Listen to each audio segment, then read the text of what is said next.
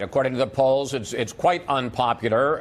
The Democratic argument that it's a bailout for big companies and wealthy people and that the middle class doesn't get nearly as much of the benefit is what most people believe. And there is going to be a big pushback. You're seeing both outside independent groups that support the president and support conservative philosophy. They're going to have big advertising campaigns. A lot of Republicans are going to go home over the Christmas break, and I suspect you'll see in the new year pushing it. But to a certain degree, it seems to me that a lot of the rhetoric on both sides really doesn't matter.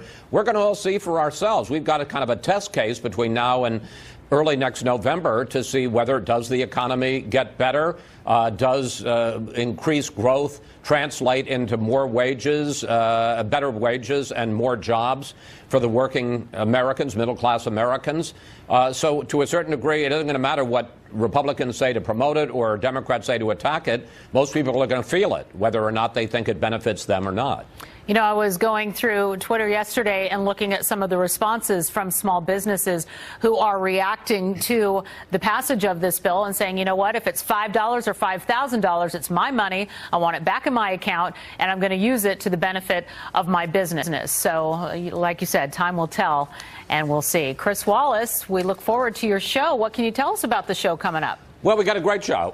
We're going to be live on Christmas Eve morning because news keeps breaking. You never know when the next development's going to happen. We're going to have Mark Short, who is the chief of legislative affairs for the White House. He's one of the people who helped push through tax reform, and he's going to face a really daunting agenda because an awful lot has been left on the shelf, from DACA and immigration to infrastructure to welfare reform to trying to get the government funded. We'll talk about all of that with Mark Short. We'll also talk about the 2018 midterms, and then we're going to have an interview with Ben Cardin. He is the top Democrat on the Senate Foreign Relations Committee. We'll talk about general issues, but we'll also talk about foreign policy, and especially that vote yesterday in the United Nations General Assembly condemning the president's move on moving or recognizing Jerusalem as the capital and eventually moving our embassy there from Tel Aviv. And we'll talk to him about that and threats from this White House to maybe cut back funding to the UN and some of the countries that voted against us. So a very busy Christmas Eve, Fox News Sunday. Indeed. All right. Good stuff. Chris Wallace, if you're going to miss the show, be sure to set your DVR.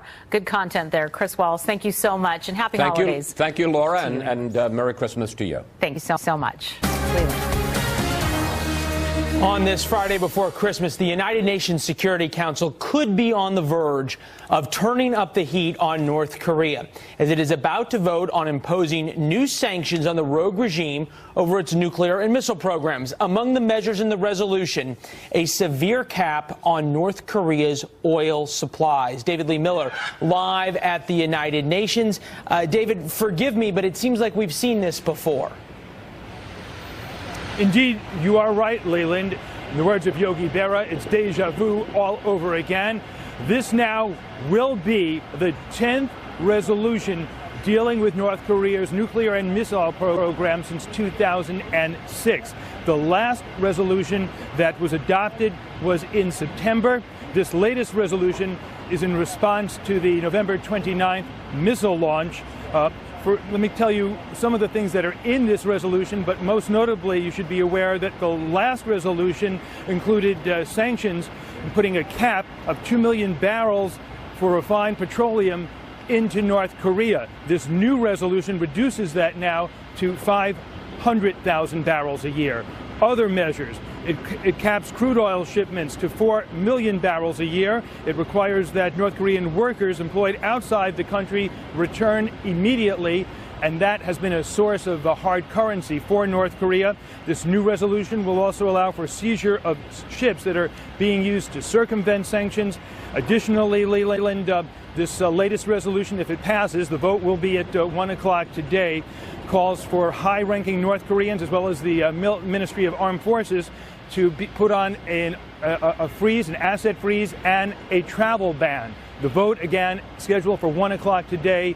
Not entirely clear yet if, in fact, China is on board. Leland. Yeah, China always a key vote when it comes to North Korea with their veto. How effective are these sanctions going to be, David Lee, if they are indeed put into place?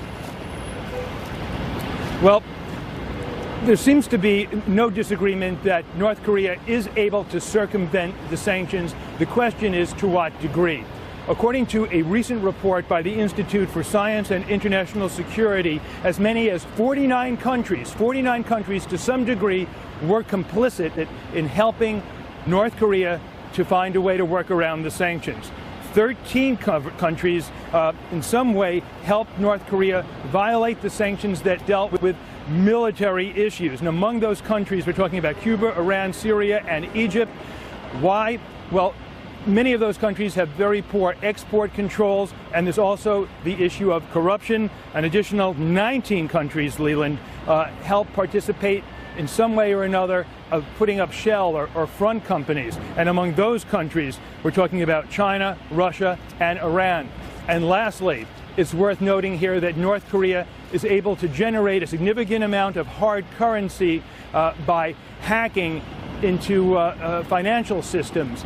They've been able to get their hands on a significant amount of cryptocurrencies such as Bitcoin. They've also been able to hack into private accounts as well. They have 1,700 staffers on staff doing hacking round the clock. Back to you. Yeah, and as you note, they are not without their friends in this. David Lee Miller at the United Nations will watch the vote. Back to you as developments. Thank you, sir. Laura? On a Fox News alert here, smoke forcing the evacuation of Dallas Love Field Airport this morning just as passengers began arriving for the busy Christmas travel weekend. Could not have happened at a worse time. Officials say an AC unit overheated, causing the fire alarm to ring throughout the terminal. Unsettling for sure. Despite the scare and the hassle, some passengers taking it all in stride. I have good patience. A lot of people don't have good patience. Some of these people are probably, their flight's probably in an hour or 30 minutes, so it's rough on them. I feel bad for them, but, it'll all work out. They'll get home to their families. Gotta love that attitude. Firefighters let everyone back in about 30 minutes after the smoke alarms, and operations are now, thankfully, returning to normal. All right, FBI Deputy Director Andrew McCabe on the hot seat this week with marathon testimony before several House panels on the Russia and Hillary Clinton email investigations. So, where do these investigations go from here? We're going to talk to a congressman who took part in those hearings. Plus, our nation's military facing new challenges on its bottom line, despite President Trump signing a new spending bill into law. We've got to look at the potential budget crisis for the military ahead. But first, President Trump on the progress made by the U.S. military since he took office. We've unleashed U.S. military might on ISIS, and today the coalition to defeat ISIS has recaptured nearly 100% of the territory once held by the terrorists in Iraq and Syria.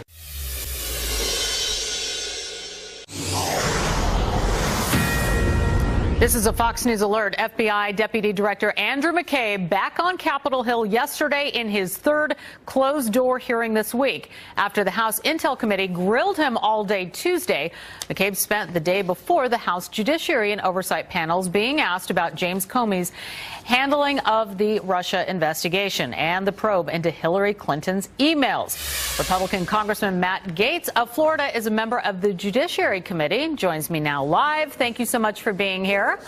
Thank you. Okay. It's a lot of time spent behind closed doors this week, with presumably more to come. I know you can't tell us about what was being asked and answered in that room, but can you tell us where this is all going to go from here? Well, the Judiciary Committee is engaged in an investigation, particularly as it relates to the handling of the Hillary Clinton email scandal and any potential investigations of the Clinton Foundation in the handling of bribes or other types of improper payments. I can certainly say that my impression after these interviews is that there was extreme pro-Hillary Clinton bias that benefited her in this investigation, and that she received special treatment as a consequence of her candidacy for president. That shouldn't happen. The law should apply equally to all Americans, whether they're political candidates or not, and so we need to institute reforms through the Judiciary Committee for more oversight, more transparency, so that this never happens again.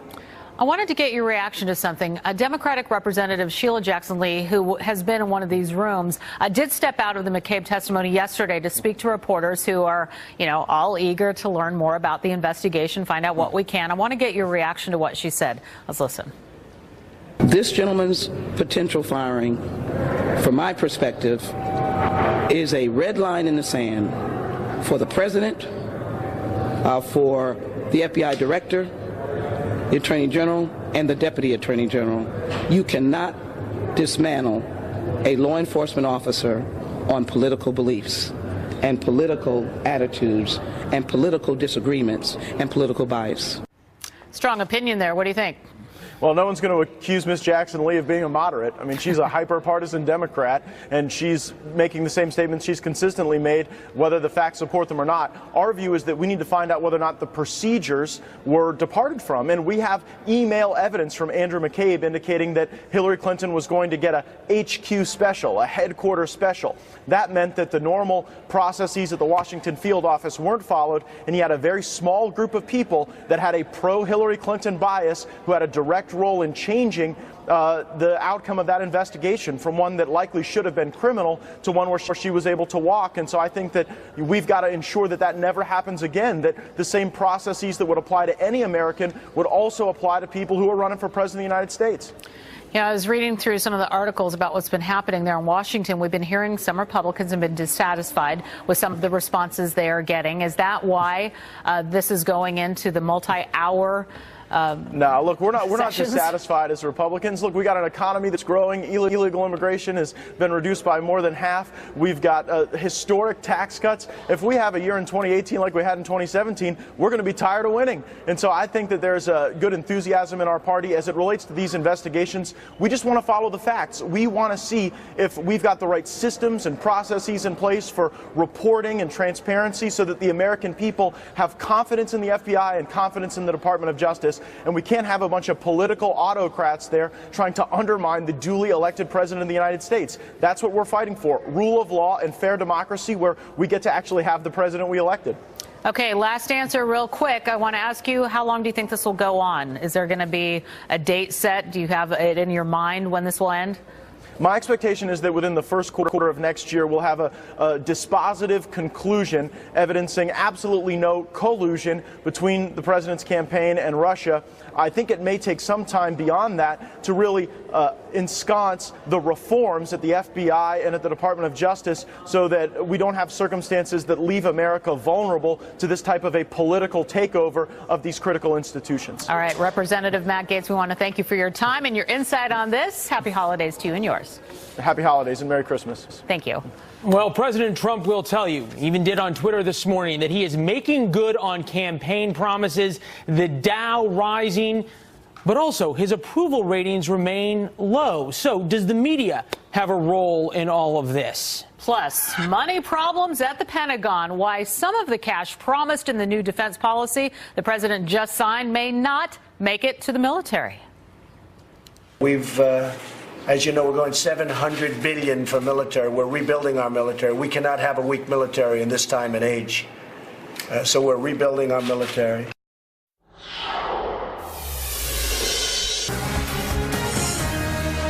As military readiness problems worsen, there are new questions about a $700 billion defense bill where not all of the cash is expected to be delivered to the military. So how is that possibly true?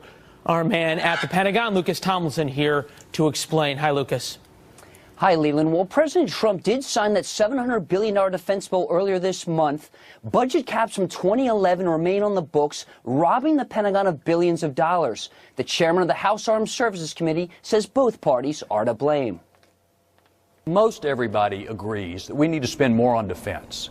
But you've got Republicans who want to cut other parts of the budget. You've got Democrats that want to increase other parts of the budget. So everybody's trying to use the defense budget as leverage for these other things. I think that's wrong. Congress has approved a short-term spending plan to keep the government and military funded through January 19, but unless those budget caps are removed next month, roughly $100 billion will be taken away from the military, and President Trump's goal of rebuilding the military will be in jeopardy. Now, congressional aides tell me today that those budget caps will be changed in some form next month, but not completely repealed. Leland? Fascinating. You and Jennifer Griffin have been doing some exceptional reporting on the issue of military readiness, the number of training deaths, the number of plane crashes. What is going to be the impact on the military if the cuts and the caps you just talked about remain in place? Well, just a few examples, Leland. The Army is flying today fewer hours than any time in the past 30 years. 70% of Marine Corps jets and helicopters can't fly. And out of 542 U.S. Navy F-18 Super Hornet jets, half of them can't fly today. Now, according to the head of naval aviation, only 31% of those jets are even fully mission capable. When the Navy deployed 3 aircraft carriers earlier this year, jets had to be taken from training squadrons, robbing young pilots of critical flight time. The Air Force has also been impacted. It's 2,000 pilots short, and only half its fleet of B-1 and B-2 bombers can fly. And only 37% of Marine Corps heavy-lift helicopters can fly, and that's not even counting the 60 helicopters short on the flight line. Now, one of Secretary Mattis's top priorities here at the Pentagon is to rebuild the military, and he needs billions more to do that. Leland? Yeah, as you point out, it all comes down to money. Lucas Tomlinson at the Pentagon. Lucas, thank you. Laura? You bet. The stock market booming since President Trump took office, but his success is not matched in his approval ratings. Why the disconnect? Bernie Goldberg joins us next. Fox News Channel is bringing you an all-American New Year's celebration from New York City and around the country. Catch the biggest live performances and join the conversation using hashtag Fox News 2018. Kick back and watch the ball drop with your hosts Kennedy and Jesse Waters live from the heart of Times Square. Our must-see coverage begins New Year's Eve at 8 p.m. Eastern, right here on Fox. ISIS is on the run. Historic tax cuts have just been passed through Congress and will be on the president's desk soon. We're very excited about all of the things that have happened this year. The economy is booming. The stock market has seen all-time highs. White House Press Secretary Sarah Sanders, ticking off some of the president's first-year accomplishments. Also helped, of course, reshape the judiciary for years to come and take and enact regulations as promised. Yet his approval numbers are underwater, badly. Latest Gallup numbers, 35 approved, 59 disapproved. That is before this tax cut press conference that you're watching video of right now. So how do you square that circle? Bernie Goldberg, renowned geometry expert and Fox News contributor, joins us now. So, Mr. Expert, how? Why? Well, Mr. Expert, let me state my bias right up front. I'm not a fan of this president for what I think are a lot of good reasons. But too many reporters are openly hostile to him, openly hostile. And I'm not a fan of that either. Since he's become president, the economy has taken off, right? Unemployment is down. Everything else is up. The stock market is up. Consumer confidence is up. The GDP is up. He ought to be getting better press than he's getting. Now, some of that is on Donald Trump. Let's just call it his behavior. Things that Sarah Sanders won't tell you about, understandably. Some of it's on Donald Trump. But the press doesn't have clean hands here either.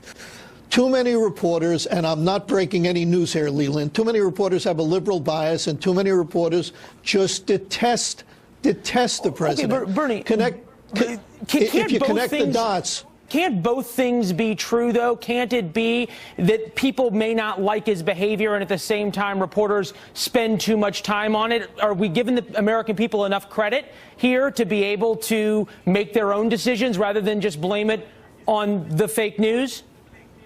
I think that's a very good point. You don't have to admire this president. You don't have to even like this president to acknowledge the obvious. And the obvious is that too many reporters, they want him out of office. They hate him, and the sooner he goes, the better. So they're more willing to accept anonymous information that later proves to be untrue. They relinquish their role as skeptics and become gullible patsies.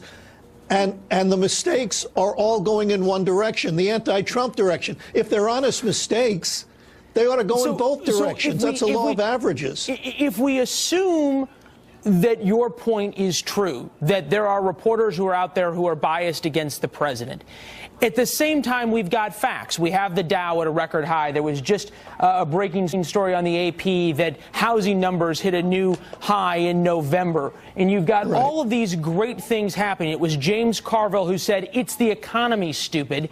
Yet the president approvals numbers are really low. And we'll also assume for the moment the American people are smart enough to see what you just talked about the biases of the media. Where is the disconnect? The disconnect is simple. They don't like him. I mean, I could try to make this more highfalutin than that, but if it were President Hillary Clinton... But I guess what you're saying, are you saying that the coverage, the bad coverage that you're talking about is what's driving these poll numbers despite the economy being in a good shape?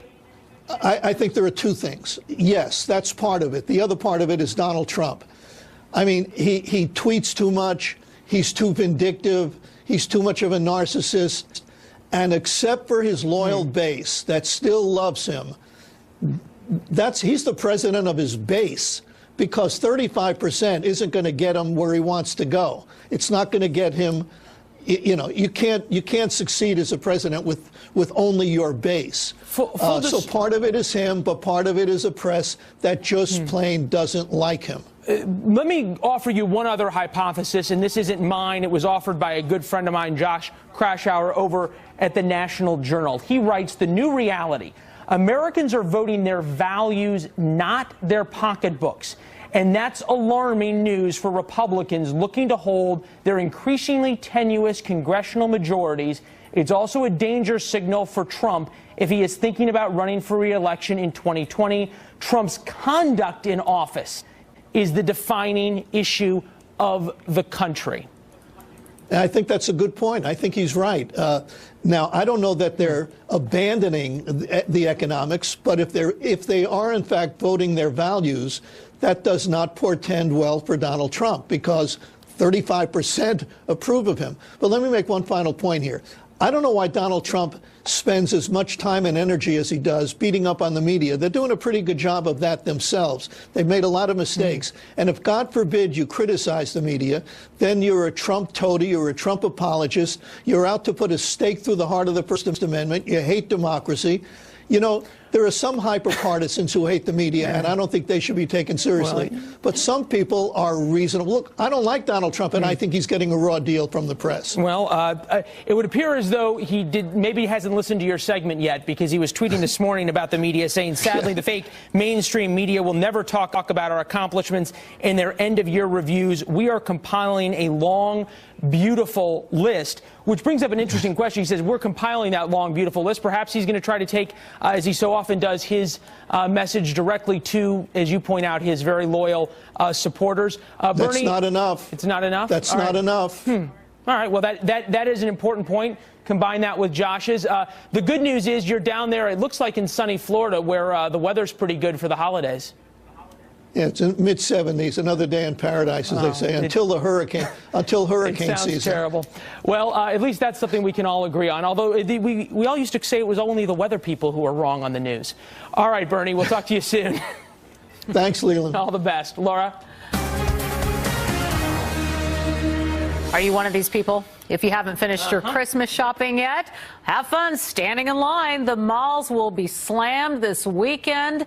It's also a little late to get stuff in the mail unless you want to pay a hefty fee. So what's the best way to go about this? Who better to ask than Jeff Flock, joining us now from Woodfield Mall. And he's in Illinois. It's just northwest of Chicago. All right, Jeff, it's still pretty early over there. How busy is it expected to get? It doesn't look too packed. Well, I'll tell you, Santa Claus has got his hands full, but I guess that's just normal. This is, as you point out, Laura, Woodfield Mall, and it's probably the best-known mall in the Chicago area.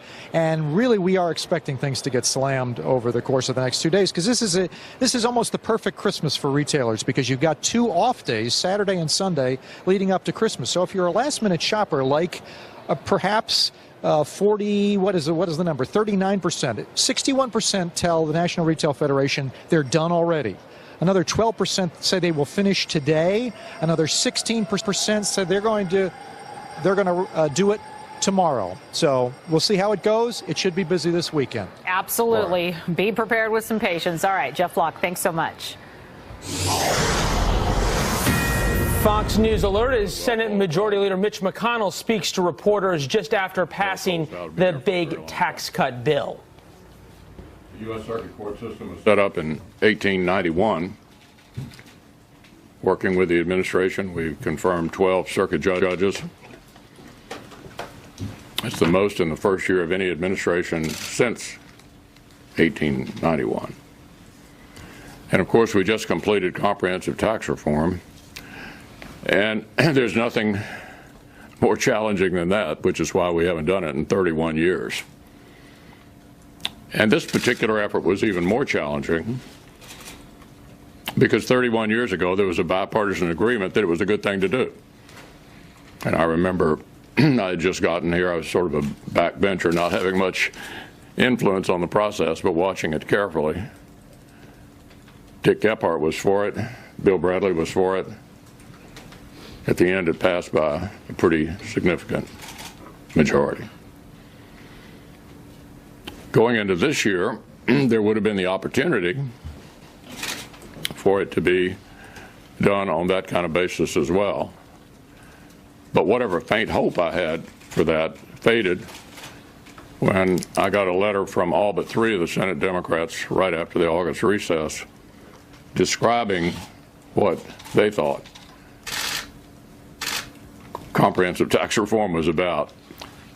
And it bared little relationship to what we felt the country needed in order to get growing again. You've heard the arguments, so you're probably tired of hearing them, but the problem was America was underperforming.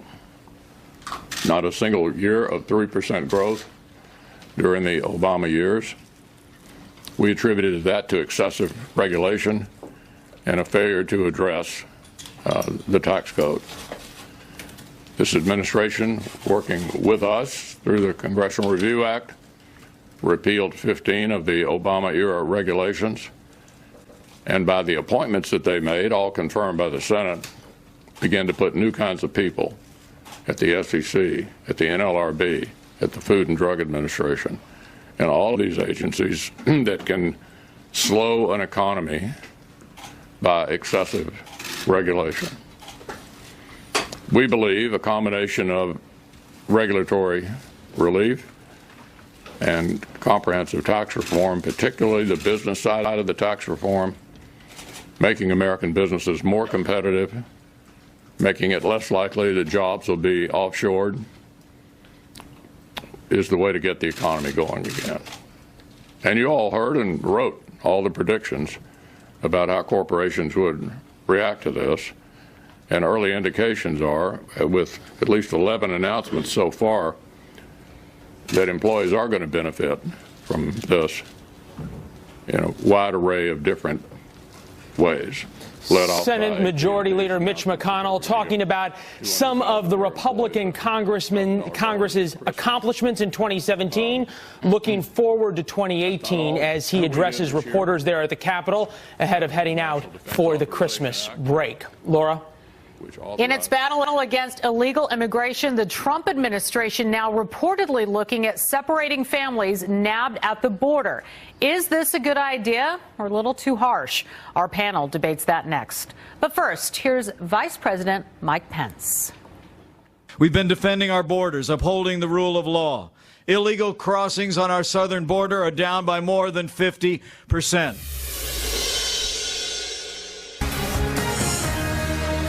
Federal authorities apparently ramping up their efforts in securing the U.S. border. ICE reportedly approving a plan that would separate families who are caught illegally crossing into the U.S. from Mexico. Let's talk about it with Leslie Marshall, syndicated radio host, and Rachel Campos Duffy, a Fox News contributor. As is Leslie. Welcome to you, ladies. Thank you, and Merry Christmas. Merry Christmas to you. All right, there we are. We're all together now. All right, I want to start with you, Rachel. Many people on both sides don't want to see a mother and father separated from their children. They're very young children in some cases. But how do you think doing so could help with the illegal border crossing situation we're in? Well, first of all, I just want to say right up front, I am not in favor of any policy that separates children from their parents, even if it's a proposed deterrent to families crossing the border illegally.